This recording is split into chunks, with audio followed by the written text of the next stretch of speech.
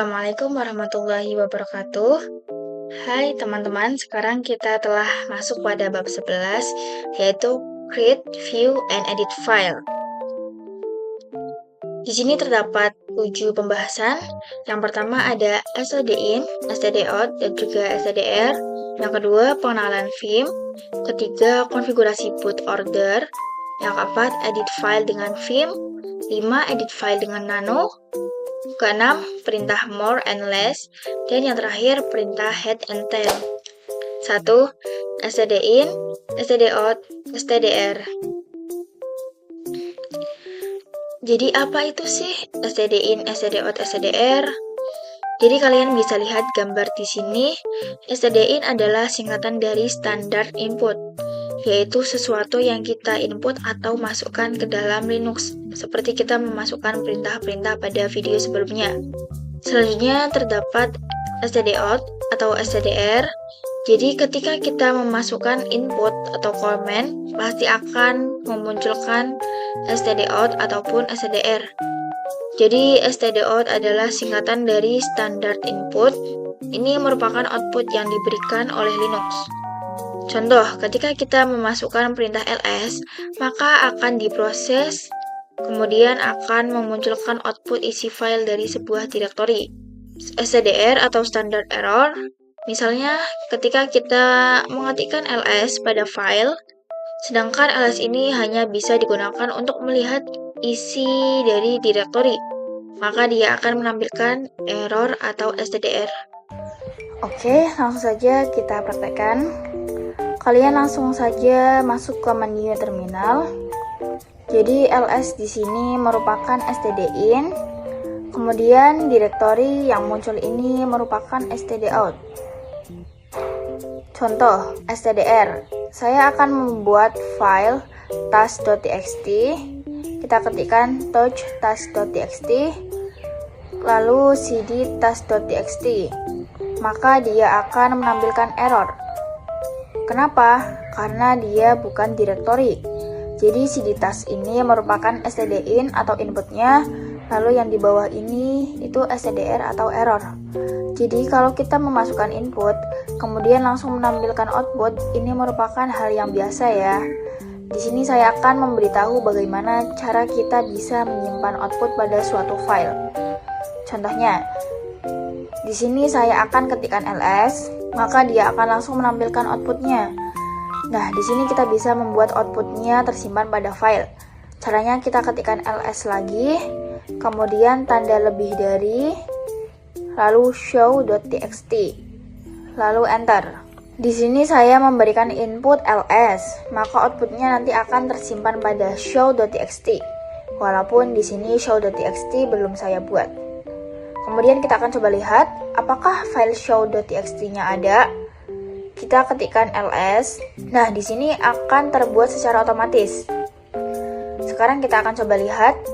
Karena tadi saya memberikan input ls, yang mana pasti dia akan memperlihatkan isi dari directory home ini.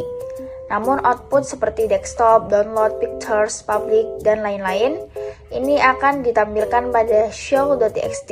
Kita coba lihat. Caranya dengan menggunakan command chat show.txt, lalu enter. Chat ini adalah perintah yang digunakan untuk melihat isi file. Di sini akan muncul outputnya. Saya akan membuat direktori dengan mkdir. Kita ketikkan mkdir test12, lalu enter. Kemudian saya akan membuat file di dalam test12.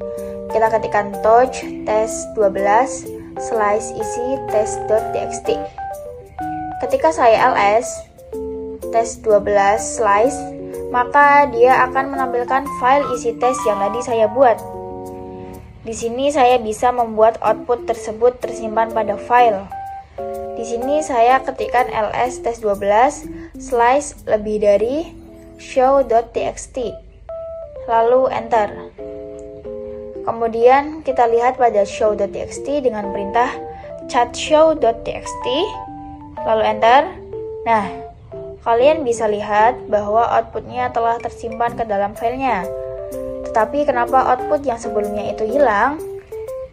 karena kita hanya menggunakan tanda lebih dari satu saja. Lalu bagaimana agar output sebelumnya tidak hilang? Jadi di sini agar output sebelumnya tidak hilang, kita bisa menggunakan tanda lebih darinya 2 kali. Oke, langsung saja kita ketikkan ls-test12 slice lebih dari 2 kali show.txt, kemudian chat_show.txt. Nah, bisa kalian lihat di sini bahwa output yang sebelumnya sudah muncul ya, dan juga output yang sekarang akan tertampil di sini. 2. Pengenalan Vim. Vim merupakan software yang digunakan untuk mengedit atau memodifikasi file pada Linux. Jadi sebelumnya kalian telah membuat file dengan Touch, kemudian kita belum memodifikasi atau menambahkan apapun pada file tersebut, maka dengan menggunakan Vim, kita bisa mengedit file tersebut. Oke, langsung saja kita praktekkan. Di sini saya akan mengetikkan v, kemudian tab. Nah, di sini akan muncul output, yaitu ada viewers vim.ini. Ini belum terdapat Vim ya, karena pada default Linux ini memang tidak ada. Jadi kita harus menginstal Vim terlebih dahulu. Lalu juga terdapat V, jadi V ini sama seperti Vim, tetapi ini merupakan model pembaruan V. Bisa dibilang V ini merupakan model terdahulunya, dan V merupakan model terbarunya. Di sini kita bisa install terlebih dahulu Vim-nya untuk mengedit file task.txt pada home directory. Caranya yaitu kita masuk ke dalam directory root terlebih dahulu, kita ketikkan su, kemudian masukkan passwordnya, kita masuk ke dalam root. Kemudian untuk menginstal kita ketikkan apt-min get install vim, lalu enter. Kita konfirmasi apakah kita ingin melanjutkan instalasi. Kita ketikkan yes, lalu enter. Kemudian kita tunggu saja proses instalasinya. Jadi di sini saya minimize dulu. Kemudian kita klik yang gambar CD ini, karena gambarnya mati kita klik kanan. Kemudian kita pilih file ISO yang kita gunakan saat menginstal Debian. Di sini saya menggunakan Debian 12.6. Kita masukkan. Oke, jika sudah, kita full screen lagi. Kemudian kita enter.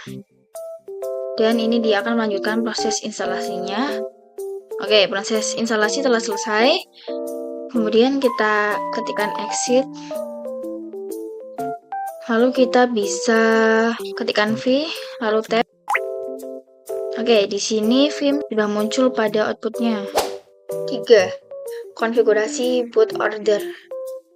Jadi ketika kalian telah menginstal, kemudian mematikan virtual mesinnya, maka ketika kita start, dia akan menampilkan tampilan seperti ini. Jadi seolah-olah dia meminta kita untuk penginstalan ulang. Dikarenakan pada proses menginstal Vim, kita memilih Vim, karena seluruh proses instalasi pada Linux ini terdapat pada DVD. Ini saya matikan terlebih dahulu. Jadi kalian tidak perlu khawatir tentang hal itu, karena bukan berarti Debian server kita itu hilang, karena dia meminta untuk install ulang. Jadi di sini kita bisa melakukan konfigurasi dengan klik setting.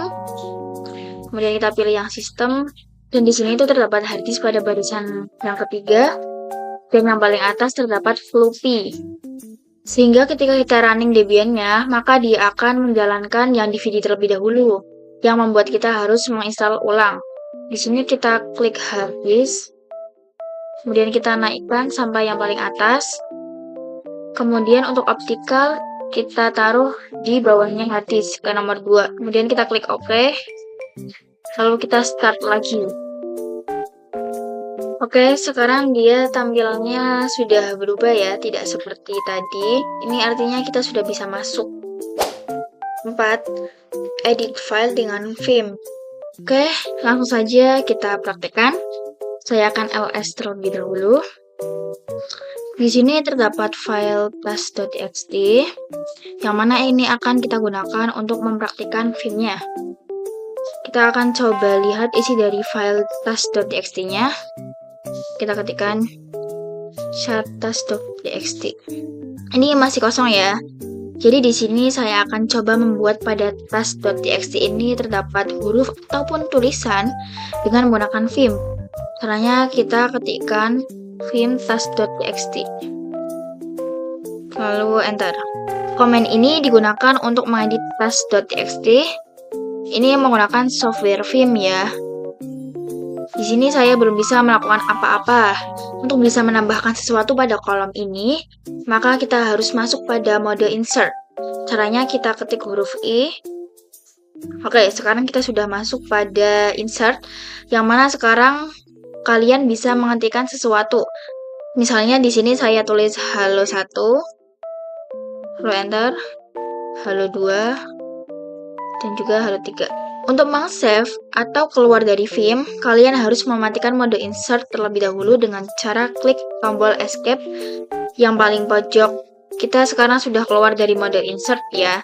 Sekarang kita bisa meng-save dengan cara ketik titik 2 lalu W, yang artinya itu wait, atau biasanya orang-orang mengkombinasikannya dengan Q. Jadi titik 2 W Q, yaitu wait and quiet. Kemudian kita enter. Oke, sekarang saya sudah keluar dari vimnya. Saya akan coba lihat apakah pada file task.txt ini terdapat tulisan yang telah saya buat tadi. Caranya kita bisa ketikkan komen chat task.txt. Enter. Oke, di sini telah muncul ya teman-teman. Lalu bagaimana jika kita tidak ingin menyimpan perubahan pada file? Caranya kita masuk ke vim task.txt lagi. Kita ketikkan vim. Kita masuk ke mode insert dengan cara klik huruf I. Kemudian saya akan membuat halo 4, lalu escape. Kemudian di sini kita ketikkan titik 2, lalu Q, white. Tidak usah dikasih W, karena W itu artinya untuk menyimpan. Sedangkan kita di sini tidak ingin menyimpannya. Kemudian kita tambahkan tanda seru. Q-nya satu aja, kemudian kita tambahkan tanda seru. Lalu enter. Oke, sekarang kita akan cek pada task.txt. Di sini halo 4 yang tadi kita buat atau kita tambahkan itu tidak tersimpan ya teman-teman. Jadi di sini hanya ada halo 1, halo 2, dan juga halo 3. 5. Edit file dengan nano. Oke, kalian bisa langsung masuk ke terminal. Lalu saya akan ketikkan ls. Kemudian saya akan membuat file baru dengan touch. Kita buat dengan nama cth.txt. Kita ketikkan touch.cth.txt. Lalu enter. Dan untuk mengedit file dengan nano, kita harus masuk ke dalam mode root terlebih dahulu. Kita ketikkan su, masukkan passwordnya. Kemudian kita masuk ke dalam rootnya dengan cd/root. Oke, sekarang kita akan masuk ke dalam nano dengan cara ketikkan perintah nano cth.txt. Lalu enter. Oke, sekarang kita sudah masuk ke dalam nanonya ya. Misalkan di sini saya akan ketikkan contoh 1, lalu contoh 2, dan contoh 3. Seperti ini. Lalu untuk meng-save, kita bisa menggunakan Ctrl+X, kemudian Y, lalu enter. Ketika saya ketikkan cth.txt, maka dia akan menampilkan output yang saya buat tadi, yaitu contoh 1, contoh 2, dan juga contoh 3. 6. Perintah more and less. Oke, jadi kalian bisa langsung masuk ke dalam terminal. Kemudian saya di sini akan melihat isi file dari boot.log, yang mana boot.log ini berada di dalam directory log seperti ini. Tetapi untuk kita melihat, kita harus masuk dulu ke dalam mode root terlebih dahulu. Kita ketikkan su, kemudian masukkan passwordnya, lalu cd/root. Kemudian kita ketikkan cat spasi /var/log/boot.log. Seperti ini ya teman-teman, lalu kita enter. Nah, jika kita menggunakan cat, maka dia akan menampilkan keseluruhannya, yaitu informasi booting ketika kita masuk ke dalam Debian. Selanjutnya, jika kita ingin melihat tampilan awalnya saja, kita bisa menggunakan perintah more. Kita ketikkan more spasi slash var slash log slash boot.log. Lalu enter. Maka di sini dia akan menampilkan output halaman pertamanya. Jika kalian ingin menampilkan halaman selanjutnya, itu bisa menggunakan spasi. Maka dia akan menampilkan halaman baru ya. Lalu terdapat juga enter. Maka dia akan menampilkan output satu baris. Seperti ini. Selanjutnya untuk keluar, saya ketikkan Q. Dan jika kalian menggunakan command less, kita ketikkan less spasi var spasi log slash boot.log. Seperti ini. Nah, maka ini sama ya, seperti more. Jika kita spasi, dia akan muncul satu halaman. Dan jika kita enter, dia akan muncul satu persatu. Seperti ini. Jika kita spasi, dia akan menampilkan satu halaman. Dan jika kita enter, dia akan menampilkan satu persatu. 7. Perintah head and tail. Jika more and less tadi itu untuk melihat dari atas ke bawah secara bertahap ya. Jadi head merupakan perintah yang digunakan untuk melihat tampilan awal dari output. Sedangkan tail ini digunakan untuk melihat tampilan akhir dari output. Sebelumnya kita telah memakai more and less untuk melihat semua outputnya. Oke, kita harus masuk ke dalam akun root terlebih dahulu. Kemudian saya akan ketikkan head spasi slash var slash log slash boot.log. Lalu enter. Maka dia akan menampilkan sisi akhir dari outputnya saja, seperti ini.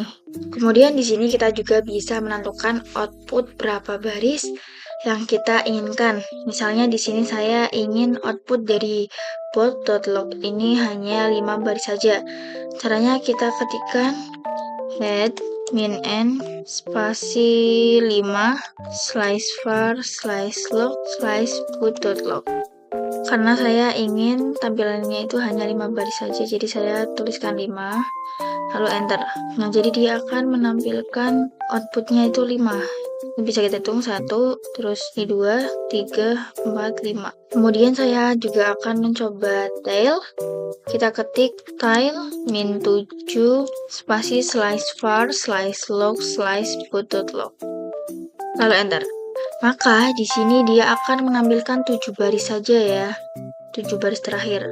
1, 2, 3, 4, 5, 6, 7. Oke. Sekian pembahasan saya di video kali ini. Semoga bermanfaat. Terima kasih telah menonton. Wassalamualaikum warahmatullahi wabarakatuh.